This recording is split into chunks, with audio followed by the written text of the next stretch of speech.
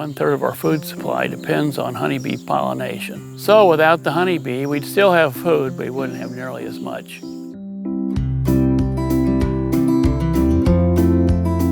Rich Ramsey, Rochester, Illinois. I've got into beekeeping 31 years ago as a hobby, and I got in it not by accident, but by default.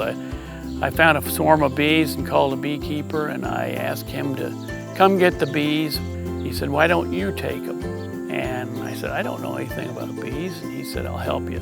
Beekeeping, if you wake up and if it's a nice day, you wait till they start flying. You want it to be sunny. If it's a rainy day, cloudy day, go do something else. Leave the bees alone or work on bee equipment.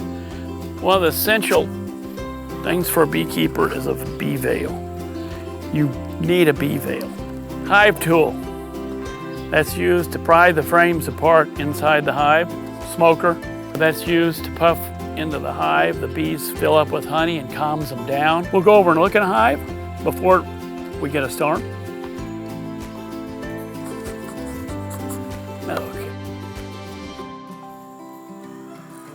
Okay, that's a frame. It has honey in it.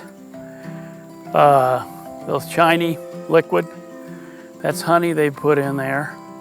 That's food for the kids. And all those are worker bees. The brown capped area, that's brood, where they're raising new bees. There's bees pupating in there. They're not a larva anymore. And right here in the middle, there's white grubs in those cells. Bees are interesting bugs, and they're fascinating. You can learn a lot from bees.